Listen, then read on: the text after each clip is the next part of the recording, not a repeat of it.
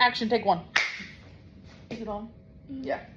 Okay, hello. So today, can you see me? Yeah. I am going to be going over and educating you on our, what we call the cylinder and the knack, okay? So this is a picture that you can use to look at while I'm talking to you, okay? So what our cylinder is it's three parts, okay? It's our diaphragm, which is on top, okay?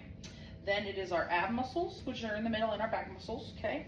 And then it's the pelvic floor on the bottom that acts as the floor, okay? All three of these parts need to work together for us to breathe and basically coordinate correctly, okay? So I'm going to show you what they should do, and then I'll tell you what can happen if they're not working correctly, okay? So when you breathe in, okay, your diaphragm and your pelvic floor should go down, okay? That pelvic floor will relax, kind of open like a flower, okay? And that diaphragm will go down. And the belly muscles will kind of relax and go out, okay? When you breathe out, okay, that diaphragm and that pelvic floor should go up like that, and the belly should go in a little bit. It's pushing that air out, okay?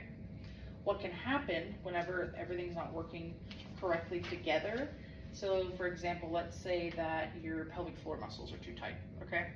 You'll breathe in, okay, right there, the air is in, okay? That pelvic floor is a little bit tight. So it goes down a little bit, but not a lot. So when you breathe out, okay, that pelvic floor it didn't go down very far because it's so tight. It doesn't really have a whole lot of oomph to help push that air back out, okay? So some air will get stuck in there. So then when you're doing things, it'll put more pressure. Air's gotta go somewhere, right? It's not coming up, so it has to go down. It's gonna push on that pelvic floor, which can then cause leaking, okay? It can cause weakness, and then pelvic floor can only hold for so long, and you'll leak like you do, okay? Another thing that can happen is, say you have your ab muscles are too tight, okay? So you take a breath in, okay? Those ab muscles are too tight. It's not going out like it should, okay? So then what happens is it's not giving enough room for everything. So when you breathe in and out, okay, and they come back in, the air will kind of get almost like you're squeezing the middle of a balloon. Some air will go up, some air will go down because it can't all fit in that tighter spot. So you'll have some air comes out like it should, some air will go down on that pelvic floor again, okay? And it can cause the same thing, where it's gonna putting more pressure on the pelvic floor when you're doing something, cause leaking, okay? So that's the two things that can occur, okay? So today we're gonna be going over how it should work, and I'm gonna walk you through that, okay? So I'm gonna have you go ahead and lay down with your knees bent for me. You still see us? Yeah, pretty good, okay? All right, so I'm gonna have you bend your knees up for me. Awesome. First thing we're gonna do, we're just gonna work on your breathing, okay? We're gonna look at your breathing. So I'm gonna have you, can you see us? Turn a hair. There we go. First thing we're gonna do, I'm gonna have you just breathe. Go ahead and move your hands for me. Can I put my hands on your ribs? I want you to take a breath in through your nose. And I want you to try to push against my hands right here, and then let's let that belly relax and come out, okay? So breathe in and out through your mouth. Good, one more time. Very good, okay? All right, the next thing we're gonna do, okay, is I want you to find your little hip bones right here in the front. Can you feel that on that side? Okay, right in the inside of those, right there. Okay, I want you to pretend like you are kind of pulling those bones together. Good, perfect. Okay, that's the muscle we call our TA, transverse abdominis.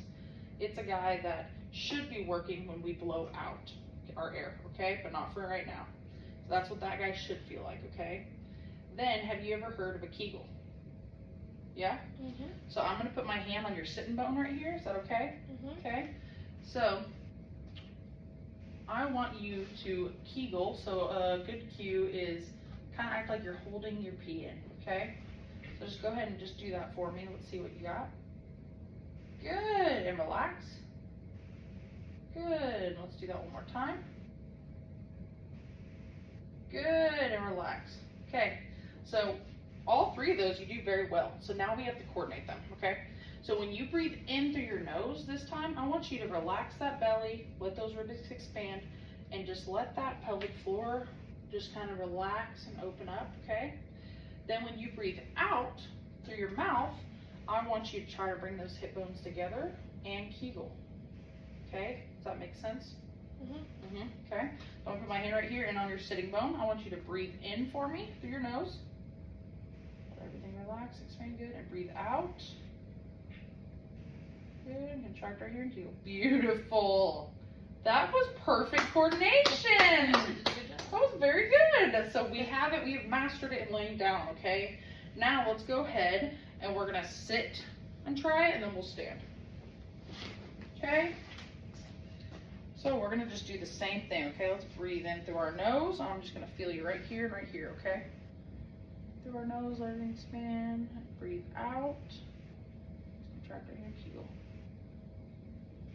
That was amazing. How did that feel? A little bit tougher? Harder. Yeah. Okay, let's try standing now. Let's pretend that it wasn't hard and it was amazing. It was awesome. Okay.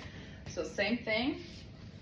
I'm gonna put my hand right here and I'm gonna put my hand on your sitting bone, okay?